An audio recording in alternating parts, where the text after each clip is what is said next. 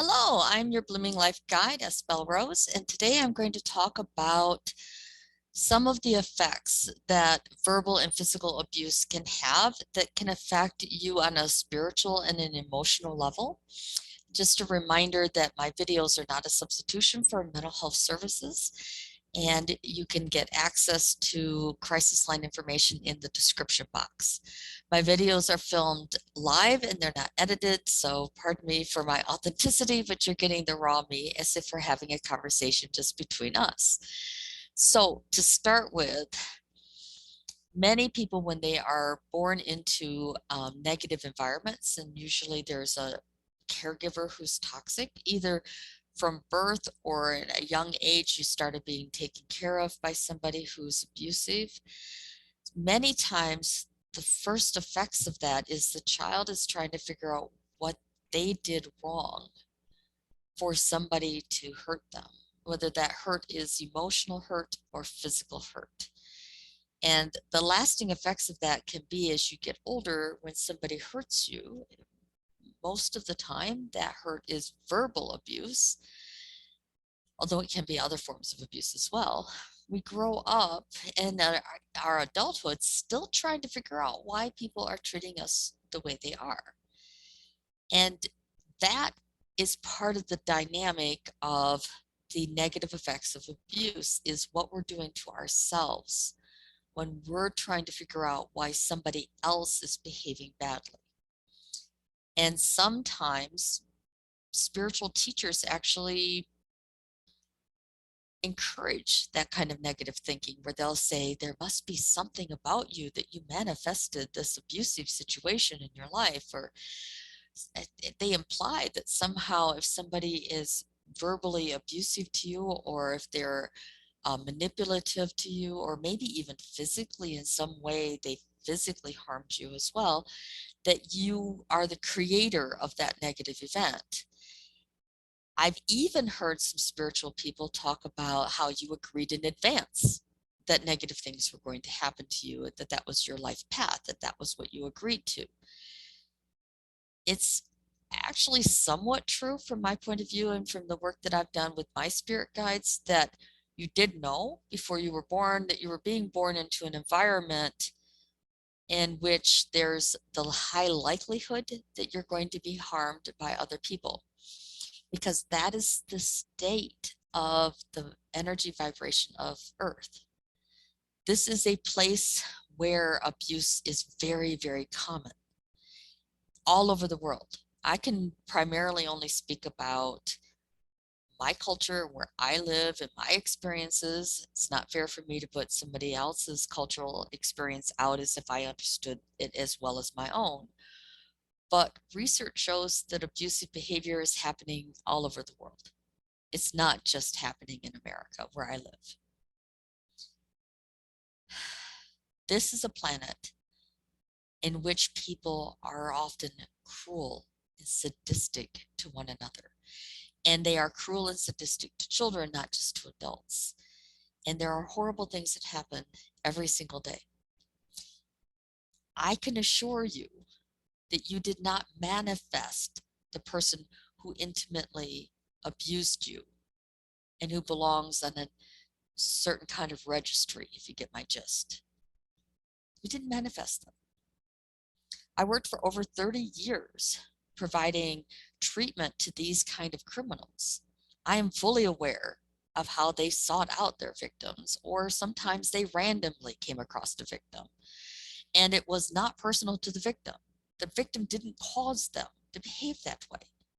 They may have said that the victim caused them to behave that way, but in the course of treatment, they would end up owning up to the fact that they chose to behave that way. The person who's doing the mean, hurtful thing to anyone is the person who's responsible for the mean, hurtful thing happening, not you.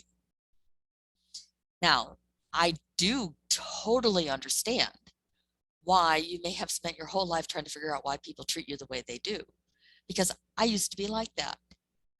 It took me until later in life for me to start catching on that some of the teachings in the spiritual community and some of the teachings in the Christian community that I used to be a part of, some of the teachings in our general culture, some of the stuff you see on TV and you read in books are all wrong.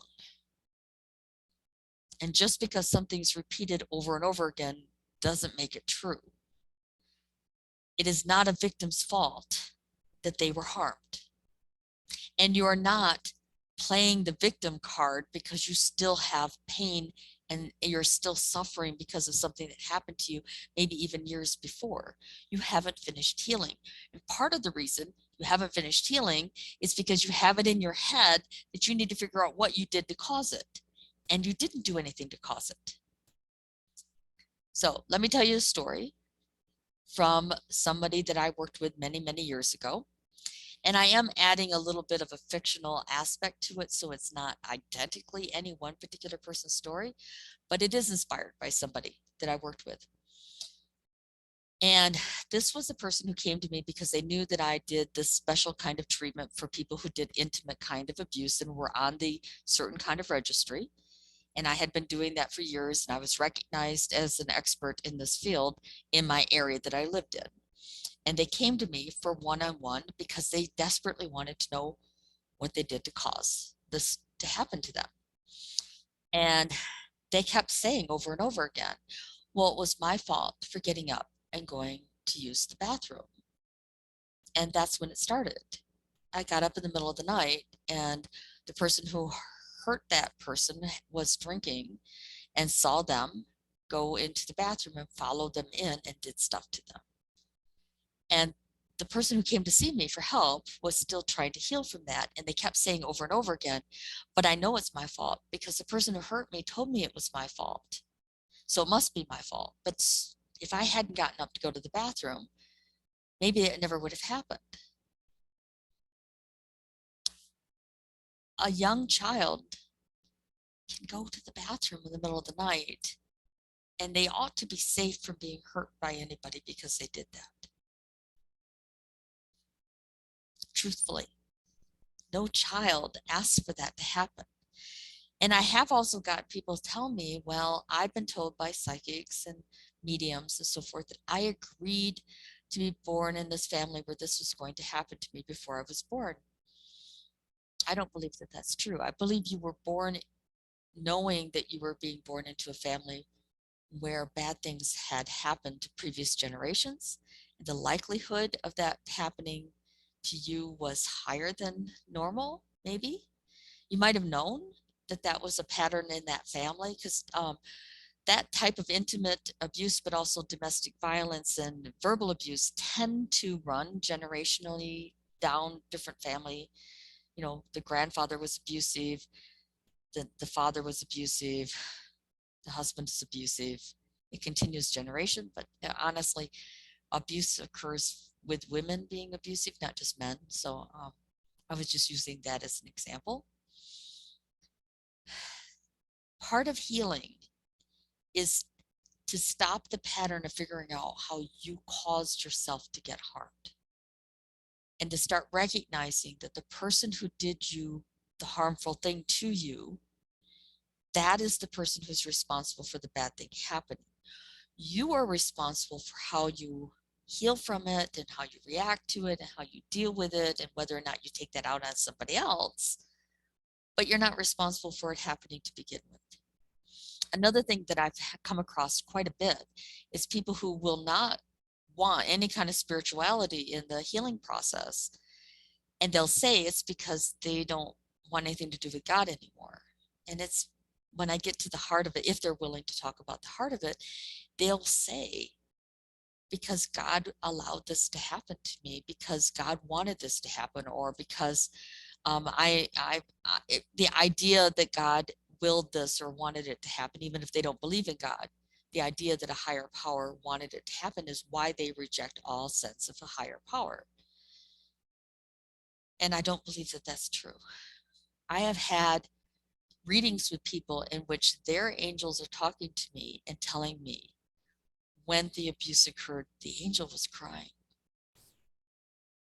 It was heartbreaking to their guardian angels because they couldn't intervene. because they can't interfere with free will. And for whatever reason, the spiritual community has decided more and more and more, I see it all the time, to give up the concept of free will and not talk about what free will is. Actually, we live in a world in which free will reigns.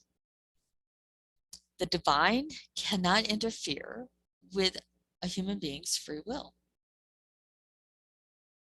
They can intervene in other things like natural things and maybe a car accident where a person isn't the cause of it. Miracles happen in medical area. Miracles can happen in all kinds of situations. But angels cannot always stop a bad person from doing a mean and horrible thing to another. But that doesn't mean that they wanted it or that they willed it or that they arranged for that to happen, because angels are loving. God is loving. They didn't want that to happen to you. And you didn't come here to have a whole bunch of crappy things happen to you. That wasn't the purpose of you being born. The purpose of you being born is to bring light into the world, and if something bad happened to you, to heal from it and make the world lighter and to raise the vibration of humankind. That is why you were born. That's why everyone is born. Everyone is born to be a light to the world. Many, many people reject the mission of being a light to the world, and they actually make the world a darker place by how they behave. But that's not why they were born. They weren't born in a predestined path to do destructive, mean, cruel things. They chose to. So the person who was abusive to you wasn't predestined to be abusive to you. They were supposed to be born to make the world a better place and to treat others in a loving way and to make other people's lives better. And they chose to go a different path. You choose every day whether you are cruel to people or loving to people. Every day you make that choice. You may say, well, I can't choose to be cruel. I can't either. I'm a nonviolent person. I'm really sweet and loving to other people. But it's because I choose to be, not because I'm predestined to be. This is my choice. So when somebody is cruel to you and mean to you, it says hurtful, mean things. They are responsible for what they did to you. You didn't manifest that. You didn't create that. Maybe you had a fight and you said some bad things too. And so maybe you played a role in it getting more nasty and more difficult, but you didn't create their bad behavior. They chose their bad behavior. And spending time trying to figure out why they behaved the way they did usually does not help you heal. Because usually you're still trying to figure out what you did, how you're responsible, and you're not. You are responsible for healing, and you're not healing if you're going around in circles trying to figure out how you're not loving enough, you're not caring enough, you're not perfect enough, or, somehow or another, you're like somebody has said, you're a piece of crap, you deserve to be treated crappy. Well, no, you're not. And you don't deserve to be treated crappy. And you can make a choice. If you've been behaving badly and you can choose to improve. You can work through what you need to work through to let go of resentments. You can let go of needing to control others. You can learn to stop wanting justice. By the way, stop wanting justice. You're not going to get it. Focus instead on learning to love yourself in a healthy way and learning to love other people in a healthy way, and recognizing that other people are responsible for treating you appropriately. And if they don't, you have the option to create distance between you and them. You're not required to stay with somebody just because you made a promise when you got married to be with them forever, good times and bad times. If they're abusive to you, you can leave them. You can divorce. If you're in a parent-child relationship and you're old enough to be on your own, you can leave. If you're not old enough to be on your own, you can report the abuse that you're going through to someone and go to foster care. It may not be the perfect solution. It may not be as it may not feel like you opened a treasure chest when you do that, because sometimes foster care isn't very pleasant either. But you don't deserve to be abused. And there are choices. You can talk. I never did. I was horribly, horribly abused. And I never told anyone. I was afraid to go to foster care. It would have been better for me if I'd gone. It's a regret that I have, that I didn't take better care of myself when I was old enough to think it through. I didn't tell my school counselor, and she asked me if I was being abused. And I could have told her the truth, and that would have made all the difference in my teen years. And I didn't. I regret that. But part of healing is forgiving myself for the choice I made.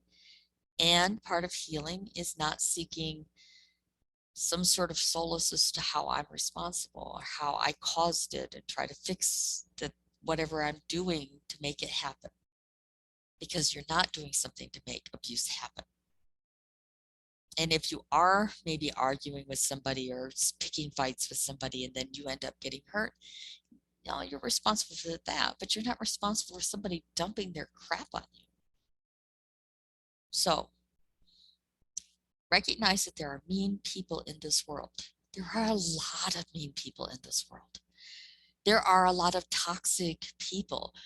If you were to put in your search engine on YouTube or about, narcissistic people, narcissistic abuse, you would get tons and tons of messages about lots and lots of hours and hours and hours of videos about how narcissistic abusers behave and what is their thinking patterns. And I could tell you all that stuff too, but I'm here about being a blooming life guide, and I keep pointing the wrong direction. There it is. I'm here about having a blooming life. And the best way to have a blooming life is not to put your energy into fixing the abusive person, but on healing you and developing a more loving relationship with yourself and with your inner parts. And because I do spirituality, I also believe that if you clear the junk that's in your energy field out, your aura and your chakras, and help them to be more healing, you're going to feel better as well. So that is today's message. See you again soon. And in the meantime, have a blooming life.